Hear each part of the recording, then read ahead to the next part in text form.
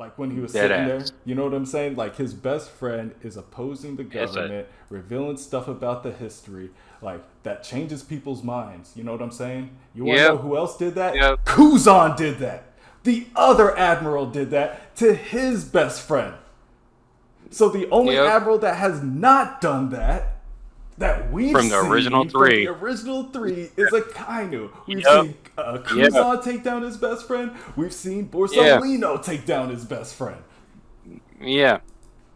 And with Borsalino's Cinema, whole cinema. stance I know and y'all seen everything. that meme. Cinema. What's up, everybody? This is the Grand Line Gazette, where we talk about One Piece every damn day. That's CJ. That's Kev. I'm Corey. No manga, anime, nothing this week, but we do have SBSs. And so we have slight confirmations, 95% confirmations, almost Yeah, 100% yeah, confirmation. yeah. Let's talk about it. All right, so basically, we were trying to figure out who fed. That's Nami right there. We're trying to figure out who What up? fed Luffy while he was on Egghead. That's been a big And question. apparently he got multiple meals. Yeah, I don't think that giant Yeah. meal was during the fight that you showed us. But That's but going into the next fight. yeah, That was the point. Going into the next fight. During the fight, I dismissed, and you guys are right because that's what this thing is confirming. oh well, we are confirming who fed Luffy during the fight, and it was obviously Kizaru. This is something we pretty much knew. It is Yeah. all but confirmed.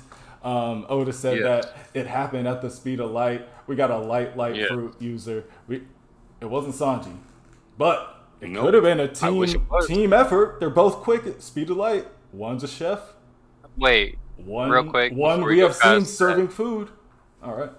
one really quick, man. Just for Kevin, because I know where this is gonna go, but I want to hear it anyway. Kevin, do you think that Sanji could have fed Luffy at the speed of light and been useful as a chef? We had this conversation before we filmed today. I actually would think would be an interesting part for us, for Oda to be like, yeah, it's the speed of light, but then it turns out to be Sanji the whole time. Hey, right there. Interesting death battle concept. But yeah, I mean, that's why we're 95% sure, because it could have been Sanji maybe, but it wasn't. It's Kizaru, because we can tell he is not on the side of the Gorosei. His actions Correct. prove that, Of right? course. Yeah. Like, Yeah, it's not as blatant or blunt as Akainu's, Mhm. because I see him as a blunt force instrument. But with him being lazy justice, is like this is the most pacifist way that you could have taken. Do we think it's because, at the end of the day, do we think it's because, like, something as simple as, well, you're the sun god? We've seen Borsalino in the flashbacks learning about the sun god, dancing the sun god dance with Kuma and Bonnie and Vegapunk. So it's And like, Vegapunk there, yeah, yeah, it's like, at the end of the day, you could be a believer. yeah.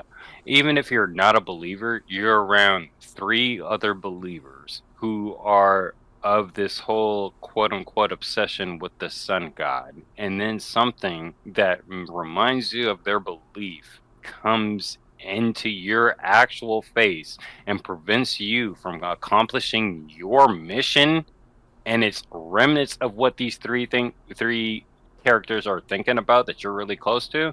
Yeah, no, I think that you might have like a questionable like outcome thereafter. Ooh. I think that you might come to terms with certain shit. Whoa. These are the 3 that you deem most prominent. It's not Akainu, it's not Aokiji, it's not Garp, it's these 3. That is a heavy thought, because guess what? I'm about to hit y'all with something right now. Go ahead. He asked Borsalino, have you ever had to kill... No, I'm sorry. He asked Akainu, have you ever had to kill your best friend? Like when he was Dead sitting ass. there. You know what I'm saying? Like his best friend is opposing the government, revealing stuff about the history. Like that changes people's minds. You know what I'm saying? You want to Yep. know who else did that? Yep. Kuzan did that. The other admiral did that to his best friend. So the only Yep. admiral that has not done that we've From the seen original 3. from the original 3 is Akainu. We've Yep. seen Kuzan take down his best friend. We've seen Borsalino take down his best friend. Yeah. And with Borsalino's whole stance I know and y'all seen everything, that meme. Cinema. I know that you're talking about Borsalino in this particular instance and everything, because that's the whole point of the show. But it's like with Borsalino's instance, is again, I'm coming from a standpoint of like I have nothing to do with Garp or fucking Dragon. This is a different Yeah, standpoint these are people that coming like from you. somewhere else. Yeah, these are people that you trust, not like military people. Right. And the people that I trust who aren't military or don't have revolutionist No, yeah, we get it. Yeah. Like the people don't that have aren't the military are tendencies like of that shit. doubling down. Yeah, it's like if you're talking to the civilians and they're giving you this POV and it's enough for you to not go and do some shit, or even maybe enough to go and speed feed Luffy so he can win, that's something that has to be entertained. Why are you not going and gelling with Akainu? Why, after seeing Awakiji's shit, do you not conform and be like, no, Akainu's right? What is it still going on right now that makes you question the military? Because that's what I feel like the lazy justice is. It's like a justice that gives the benefit of the doubt and will question and is slow to act. Kev? I'm more in the camp that Kizaru is just like one hand on the wheel type of person. It's not that you can change what you can't change the ultimate where we're going, but you can try to mitigate losses. You can implement your own beliefs into this. I like to kind of compare this world to ours, and it's like somebody who actually believes in the military or the police in our world. It's like sometimes you see that how the world works, and it's like if my department, if my interactions can be good, I've done something, even though in the grand scheme of things, it's the drop in the bucket. Yeah, maybe Kizaru is a military guy. Like he's a family guy, and this is kind of like has been his lineage. His dad was a military guy, so he was raised on it. I mean, that's something that I can relate to as well. It's like that flipping of the vision where you were raised as a military lover, but then you start seeing kind of the things that happen in real life, and it's like maybe you guys aren't the good guys. Well, maybe that's what it is in terms of the difference. Because if Akainu and if Awakiji and Kizaru are coming into the military being second generations, and Akainu's a first generation, that changes everything. Yeah, as far as like perspective point. They have different like perspectives where they go into things, but as far as like they can come in on the same level, but they just come in at different ranks or understandings of it. Yeah, and I think as far as like not Kuzan, Borsalino. I don't know why I was calling by their first names. Kizaru. As far as it goes with him, it's just you said one hand on the wheel. Like it's like he's drifting. He's drifting to where Kuzan's going. Like at a snail's pace, which is what he moves. Like if we gave us another 1,000 chapters, he's defecting from the government. You know what I mean? Like we can see him on that course. It's just very slowly. I think he gets an impossible. He gets himself. I guess you couldn't say he gets himself. He found himself in an impossible situation. Like defecting. Also, like you can defect at any time, but it's when you defect. Like he could see like, okay, like I don't agree with this. I can attack the Gorosei right now, but if I attack the Gorosei, what are the military people gonna do? Then all of a sudden you have confliction in the military. Like these are things that could have ran through his head.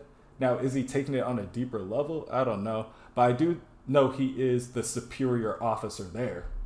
And so, as a superior officer, you have to think about the moves you make, which is probably why he made no move. I think what Corey's saying is, like, with him being the superior officer, the fact that they label him lazy justice is just, like, that's the red herring. That is solely it. Just to take that into consideration, because I feel like he's the most pragmatic with everything that's going on, even if he has his feelings invested. Yeah. Kev, Did you have a counterpoint, Kev? No, not a counterpoint. I think that could be relative though. So it's lazy to who? Akainu? Yeah. You know what I'm saying? Like, but the flip of that is Akainu strict to who? It's a matter of perspective. So I feel like that's all it is. I don't know if I call one better than the other. Because sitting on the sidelines while horrible things play out is just as evil. So right. Yeah. This is one hell of a narrator. Let me ask you guys. Whoever is the narrator is going crazy. As far as Egghead goes, does Kizaru know that Stella is not really dead? So yeah, really quick. Kind of like I want to answer that, but anyway. I got a point right before that. Imagine like one of your family members turns into a monster right in front of your eyes and starts attacking people. You're not instantly going to jump to try to stop them. You're going to be like, you're going to freak out like, what's going on? Now, over this 30, 40 hour long span of it happening and more monsters popping up, Kizaru, you're the lead. You might want to do something. But that was it. To your point about Stella being alive, this could have been a ploy. I think he could have been anywhere on the island at any time. While after he made that call, like he could have made that call, jumped to a boat, checked everything out, came back.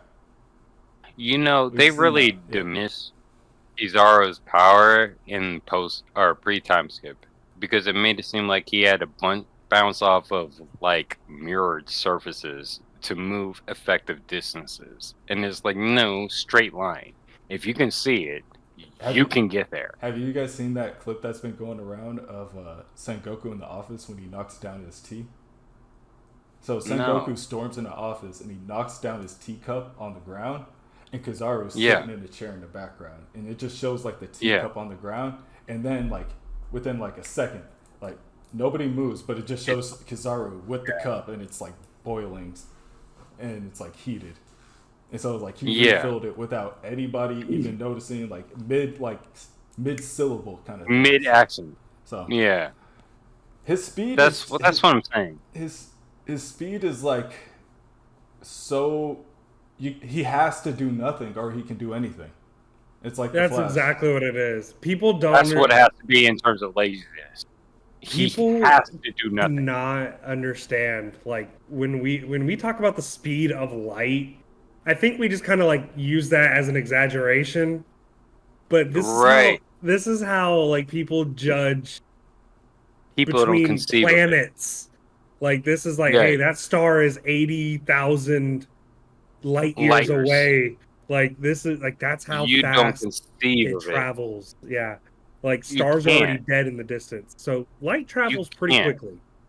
Yeah, so it's like the average person, even if the average civilian, even the average non-devil fruit user, cannot conceive of this type of speed. To the point where Corey's bringing up this particular scene where he's catching the ship as it hits the ground or before, and fills it back up, and now it's heating. So it's like this person doesn't have to actually go through the shit of dealing with the inconvenience of knocking it over in frustration.